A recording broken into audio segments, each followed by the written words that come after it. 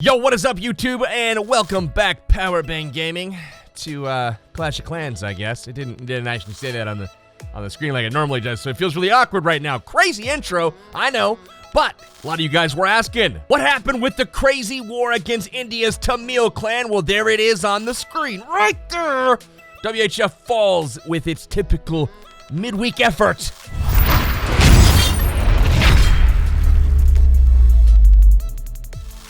108-109 to Tamil. So, India, you must be proud of Tamil. They put forth a great effort. I'm actually going to show one of their attacks to kick off this video. But let's get into the stats, guys. This was a really weird war, the way this worked out. If you actually look at the 3 stars, we had 2 more 3 stars. If you look at the Town Hall 11 triples, we had 1 Town Hall 11 triple. Tamil had 0. If you look at the Town Hall 10 triples, we had 6 and they had 3.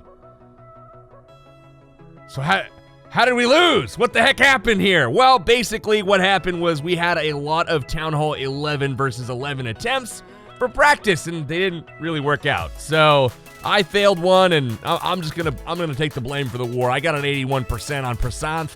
If I would have just 3-starred him, we win. But you know, it's all good. And then the same thing happened in our Town Hall 10s.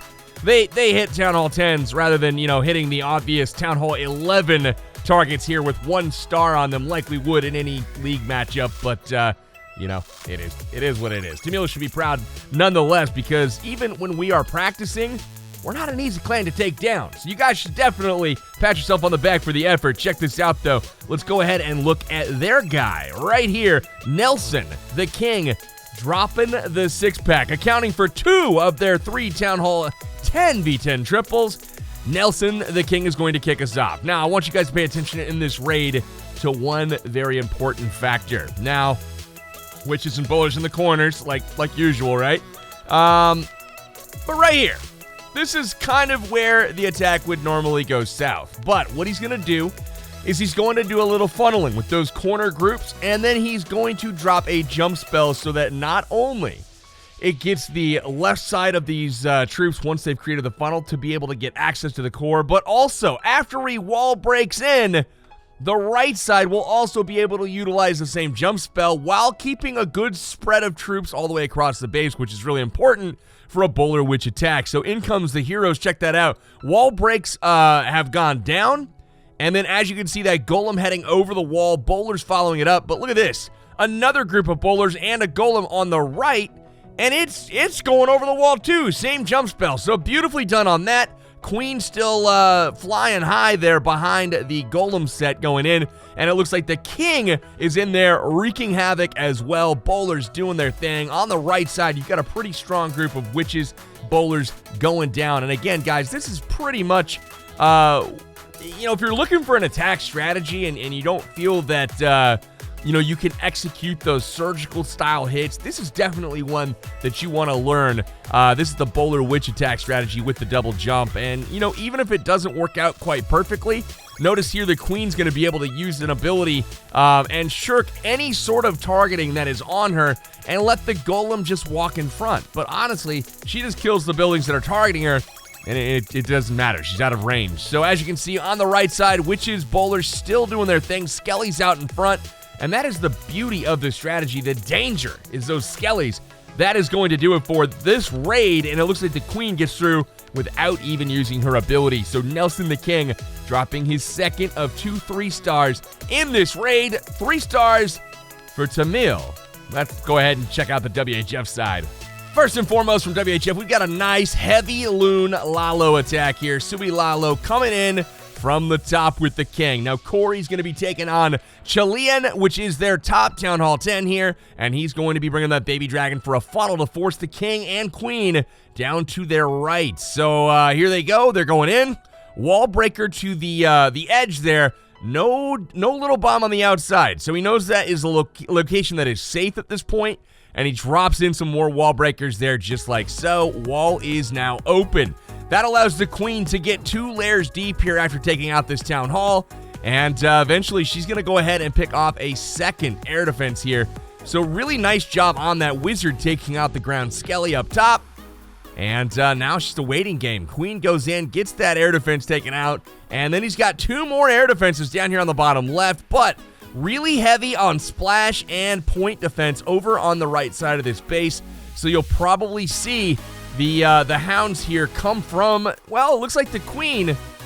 She's gonna get even more value here. Are you kidding me? Well, because he's gonna get that extra splash tower, you don't need to come from that side anymore. Now he just comes from the left, and taking care of those air defenses first and foremost. They are going down super, super quickly. And then from the bottom, he sends another hound to park right on top of that section. Look at that. What a beautiful park job for that lava hound. It does go down, but at this point, Skelly spell down on the queen. You can see she is going to go down. Pups now are going to run amok in there. And the beautiful thing is he's got a heal spell there going into that last section. That is how he's planning on handling those wizard towers. Heal spell is going to keep him up. Haste gets him through. He's got one more haste spell still that he can use. He's going to need it because he's got to go into a sweeper here. And that is always a bad day when you're trying to get through a sweeper. Finally, though, he is able to do that. Gets to the backside sweeper, which is no threat. And then all that he has left is two single target defenses in the single target Inferno and the Tesla. Look at that load of pups and minions. Now the only question is, will the king die before the end of the raid, or will they get the buildings first? It does look like they may lock onto the king here. Yes, they do. King goes down, and that is that. 3 stars for the good guys. Corey from WHF getting it done here. Again, though, not enough to get the win here. Kind of funny, honestly, just the way this worked out with so many more 3 stars, 4 more % total destruction, and we still found a way to throw it. So, dang, what can you do? I'm not mad, though, because I fed into that same mentality. You know what I mean? Like, I wanted to practice. My first hit of the war was 11v11. I didn't go for the dip first. I was like, I'm going 11v11. I want the practice. Yeah, it bit us in the ass, though. So, not going to lie there. Good games to Tamil, nonetheless. Let's go down, check out 18. Hex is back.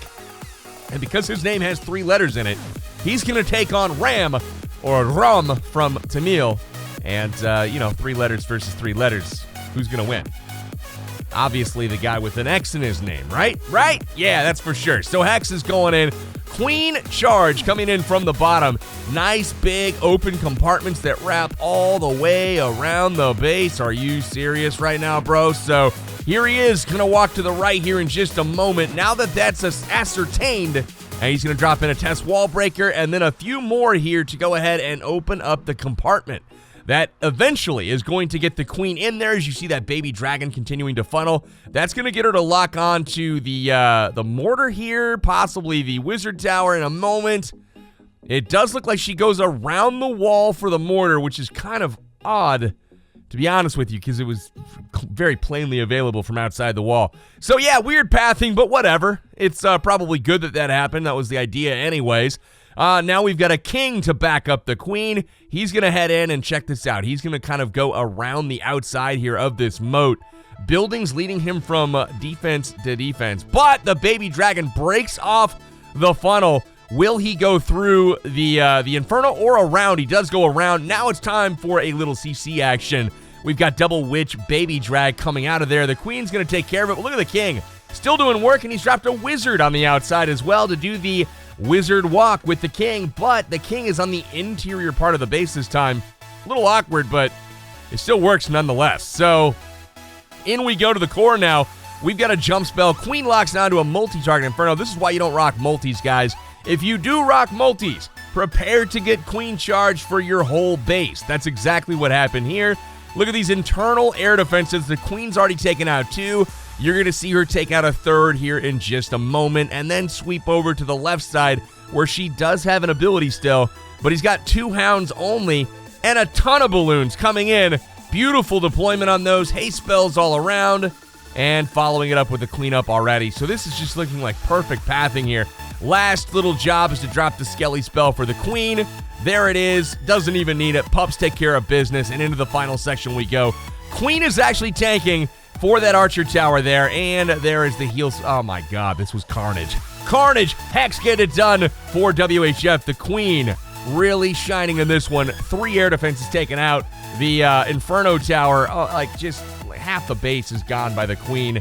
That is why you guys don't use multi-target Infernos, because dudes like Hex will queen charge the whole base. It literally can't be stopped. All right, last one I'm going to show today. We got Ricky Clasher. We're going to mix it up and show some Hog Riders, guys. This one should be pretty special. You're going to see a nice queen charge come down. Look at how narrow the base is, guys. You see that, how it pinches in the middle? That reminds me of the General at Town Hall 9, to be honest with you. But we've learned some things here, and that is when you queen charge and trim out that right side of the base, that gets really super narrow, and that makes it easy for the Hog Riders to actually get a ton of value here. Now you're going to see queen on queen from outside the walls. That is also a no-no, having the queen be able to pick her off from the outside without even having to wall break in. But eventually, you're going to see some wall breakers come down after the queen comes all the way to the top. She avoids that single target Inferno, though, like a boss. He does try to pick off the wizard tower that's up there. Isn't quite successful and is reluctant to burn any more Hog Riders up there on that defense. But on the right, we've got a wizard making the funnel, making sure the queen does not stray and stays towards the inside of the base. Town Hall goes down, securing 1 star. We'll fast forward, and now we're into the CC lures. So Poison Spell comes down again. Double Witch, Baby Dragon. Not a bad CC at all, guys. That is tough to deal with sometimes and can cause some pretty funny fails, as has happened recently to us. Overkills the wall break location, and in the queen will go momentarily. Now he's got a archer over on that left side that's going to get a ton of value. Look at that, with a barracks and an army camp out there, out of range of all of those buildings. Beautifully done, speeding up the cleanup process tremendously. And now the queen will go inside the walls, lock onto the air defense, and that will save his healers. So he actually does lose 1 healer, but, you know, it could have been a lot worse had she gone around the outside of the base. But now that everything's kind of tanked, in from the bottom comes the Hog Riders, and you're going to see a heal spell as they converge.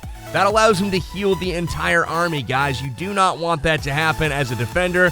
And then he sends in the flanking CC Hogs, higher level 7 Hogs coming in from the left, forcing the main group through the middle. And you're going to see another heal spell right in a moment here, along with the poison to get the skellies. There is that, oh wow, bomb did kind of hurt him there. Caught the Hogs before they got the heal, but this base is wrecked at this point.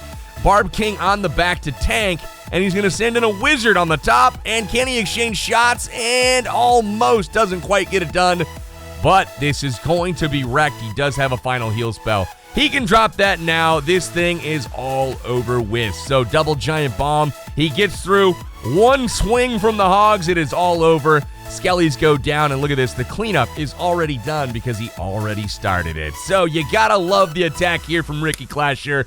Love the war from Tamil. We always love a competitive midweek matchup because it does give us the opportunity to hone our skills for our weekend matchup. You guys gave us all we could handle and then some.